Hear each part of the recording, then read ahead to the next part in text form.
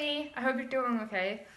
So I'm actually recording this pretty early, so I don't know if your internet is fixed yet or whatever, so maybe you've uploaded a video by the time this one gets online, and maybe you haven't, I don't know, but I do hope everything gets fixed soon for you.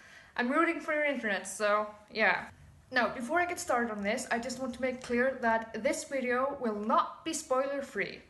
I'm going to be talking about Harry Potter and the Cursed Child, so if you're trying to avoid spoilers for that for any reason at all, make sure you X out of this video right now. So, go. Leave. Immediately. Alright, now that everyone who doesn't want to see this has gone, let's get started. First of all, I am a huge Harry Potter fan. Like a lot of people, I don't think there's anything really special about being a Harry Potter fan. Like, in this day and age, everyone's seen it, everyone's read it, everyone loves it. If you don't, then I don't know what to say to you, honestly. So yeah, I'm a huge Harry Potter fan. I live and breathe Harry Potter. It's been a part of my life since I was just a little kid. It's helped me through a lot of rough times. I have a Harry Potter tattoo. I met most of my best friends, including you, Amy, through Harry Potter, so it's just really important to me, and any new information, anything new about it gets me really excited. That being said, ever since Harry Potter and the Cursed Child was announced, I've been wary of it, honestly.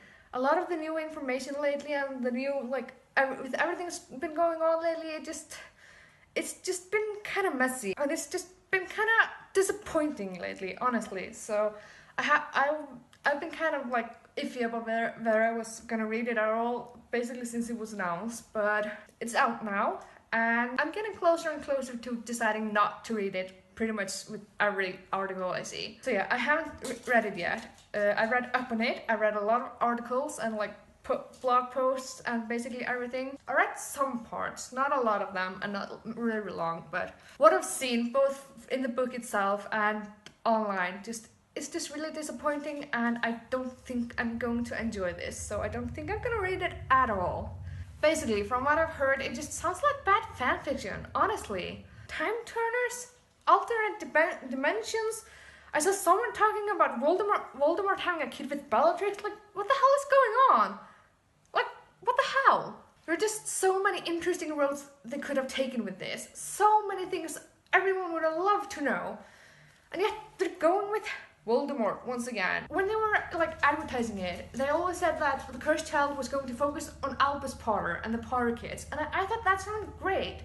There are so many things about the new generation that I would love to know, and just what the world looks like 20 years after Voldemort's finally been defeated for good.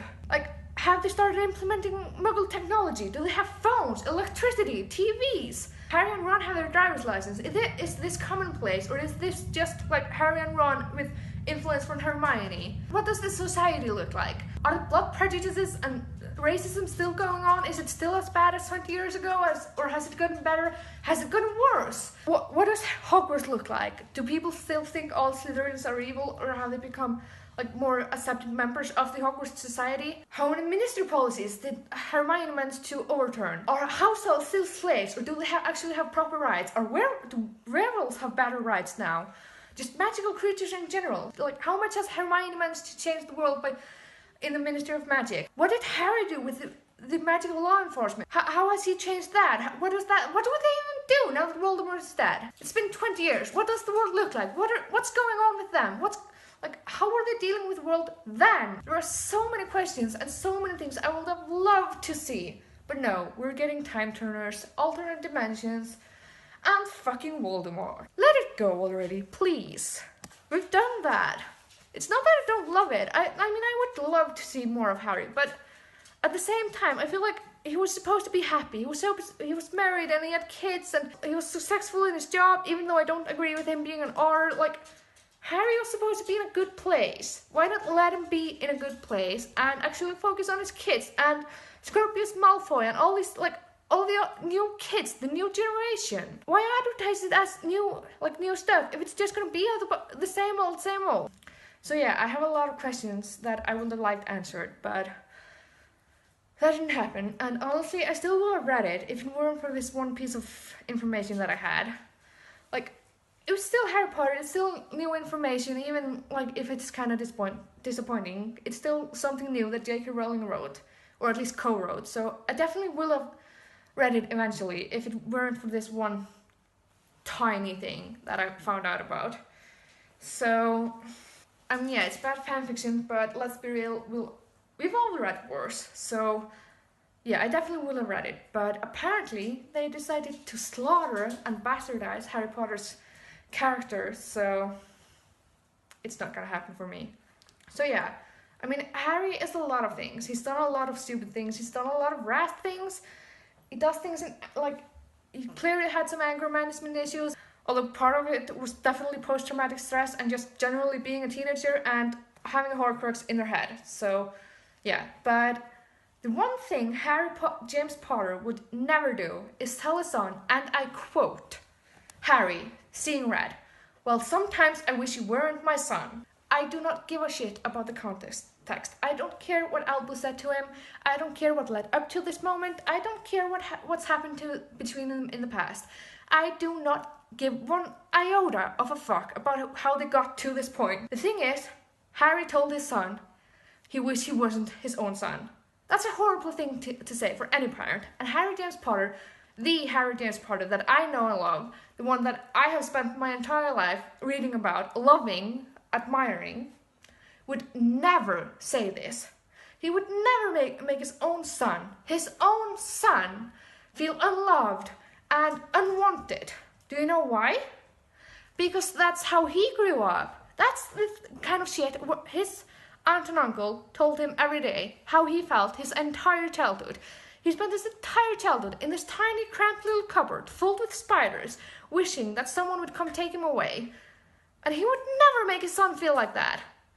He would never do that to his own kid. Never, ever, over my goddamn dead body. But do you know who would say shit like that? Vernon motherfucking Dursley. Although, to be fair, he actually loved his own son. He hated Harry, but he loved his own son in his own fucked up way. So maybe even Vernon Dursley isn't that much of trash as this new production has made Harry into. I honestly cannot freaking believe that this book, script, play, whatever you want to call it, didn't end on the next page with Ginny badass Weasley divorcing his stupid ass and taking her kids away from this disaster. Lily Potter did not sacrifice her life for her son to become a piece of shit who tells his son he doesn't want him. James Potter is rolling in his freaking grave as we speak because of this line. Sirius Black is clawing his way through the wheel just to come back and tell Harry to fuck off. Honestly, do you know who Harry sounds like in that moment? Like Volborga Black, Sirius' abusive piece of shit mother. Remus Lupin is currently trying to find a way to resurrect himself from heaven or wherever the hell he is, just to tell Harry to back the fuck off. And if you listen quietly right now, you can actually hear Nymphadora Tonks Lupin screaming from the beyond, "I cannot believe I trusted my only son with this piece of shit." Do you honestly think Molly Weasley would let anyone talk to her grandkids like that? No, she would not. So Harry James Potter, you better run because Molly Weasley is coming for you and it's not gonna be pretty. So really, congratulations and a big applause for J.K. Rowling, Jack Thorne and John Tiffany. Really, well done you guys. In one tiny sentence, one incredibly measly little sentence in that book, in that play of yours, you not only ruined a beloved character so many people have spent their lives admiring and loving and looking up to for the past 2 decades, but you've actually managed to make him worse than Vernon Dursley, Dolores Umbridge, and Lord freaking Voldemort combined.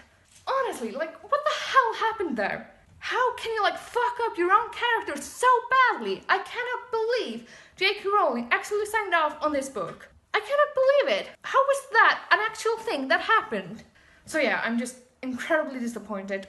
I have no words, really. Just please tell me it's wrong. Please tell me that the copy I managed to get online is fake. Please tell me that this did not happen. I am begging you. Yeah, I don't know if I'm actually ever going to read this properly. It sounds horrible. I'm not interested in this crap. whatever else. Like, I don't care if the rest of the story is fantastic. That one sentence is enough to ruin it for me entirely. Oh, I'm gonna have to go reread my books and remember that the Harry that isn't a complete piece of shit. So yeah, if I ever do decide to read it, I promise I'll make another video talking about how, like, what I thought about it, and hopefully I would, if I were to read it, I would find out that, I don't know, this was a boggart or something. Literally, like, I'm begging you, something to make it not true. But yeah. Anyway, thank you so much for watching, everyone. Please tell me in the comments down below what you thought about the book if you read it. I would really love to hear everyone else's impressions, and hopefully people actually enjoyed it, and some. So yeah, please let me know. That's it for me for now anyway. I'll be back next Saturday. And Amy, I will see you whenever I see you. I don't know. So yeah, bye.